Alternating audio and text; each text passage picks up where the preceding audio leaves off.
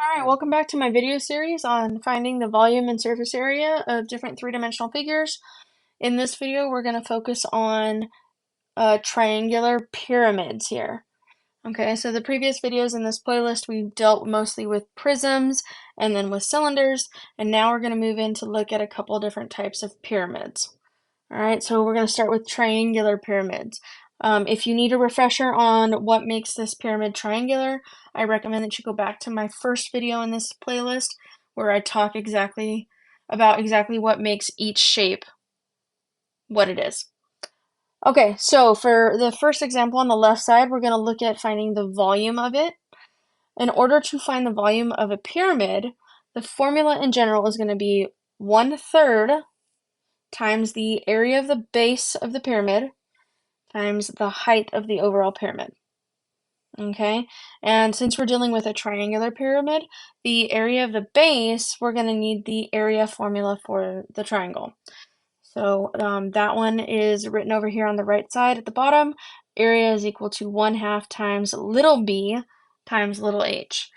And recall, little b is the length of the base triangle on the pyramid, and the little h is its height. Okay. All right, so now let's start with rewriting our formula a little bit. So we're going to replace b with the triangle area formula. So we get 1/3 times 1/2 times little b times little h. And then we're also going to need the overall height of the pyramid, so capital H. All right, be careful there. If you want to use different letters, you can, but little h represents the height of the base triangle in this pyramid, and capital H represents the overall height. So let's look at our diagram and start defining some of these unknowns. Okay, looking at the shape here, this triangle here on the bottom is going to represent the base. It's what this pyramid is sitting on. Okay, and I also notice here that I have a right angle. Calculating the area of a right triangle is significantly easier. Okay, so in general, when that happens, the 6 is going to represent little b, and then 8 over here is going to represent little h. Okay? And then we're also going to need the overall height, which is going to be this red line that's coming straight up with the box on it, this other 6 here. Okay? Alright, substituting in our values, we get 1/3 times 1/2 times 6 times 8 times another 6 for the height of the overall pyramid. Okay, this one I would highly encourage using the calculator for to avoid fraction errors, but I'll go ahead and do it by hand here. We get 1/3 times 1/2.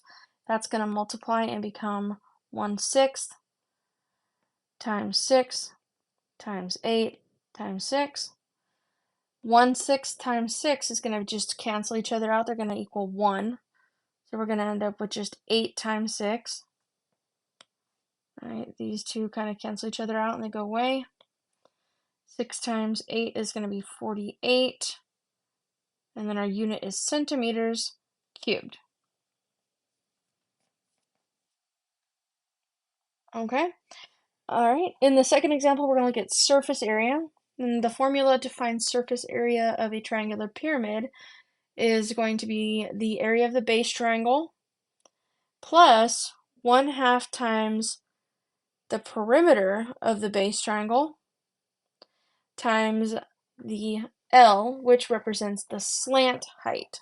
All right, not the height from the center of the pyramid to the top, but the edge of the pyramid.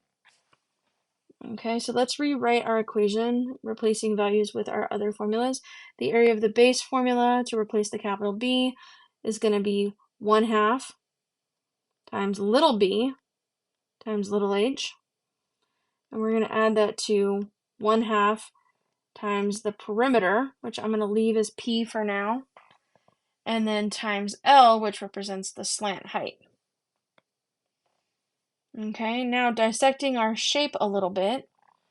Because we are not dealing with a right triangle here, we have to be a little bit more mindful. And you see this red line that comes across here, that's going to represent the height of the base of this pyramid, in particular the triangle at the base of this pyramid. And that means that because it connects with this side, that's going to make this the base length of the triangle. Okay, so we've got little h is 7.8. We've got 9, which is going to represent little b. And then the slant height is actually going to be this other red line that comes up the side of this diagram. Notice how it's connecting with the edge of the pyramid as opposed to the center of the pyramid, like in the left example that we found for volume. All right, so the slant height, or L, is going to represent 12.3. Okay, and then we do also need the perimeter of the base, and if you notice here, we actually have 3 side lengths for that base triangle, so we do have the 3 numbers that we need for the perimeter. Okay, so let's go ahead and replace with some values. We get 1/2 times little b, which is 9, times little h, which is 7.8, plus 1/2 times the sum of the sides. So we get 9 plus 9 plus 9. And then we also get the slant height length, which is 12.3. Okay, because we are dealing with some fractions here, I'm going to go ahead and just do this one in the calculator. We're going to get 1/2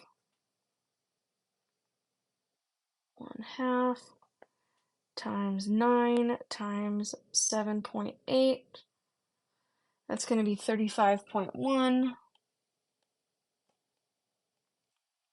plus 1/2 times the sum of 9 plus 9 plus 9. And then that's getting multiplied by 12.3, which is going to be 166.05. And then add those two together, we get 201.15. Our unit is meters and its surface area, so it's going to be squared. Okay, that's my video on triangular pyramids. Stay tuned for the next one.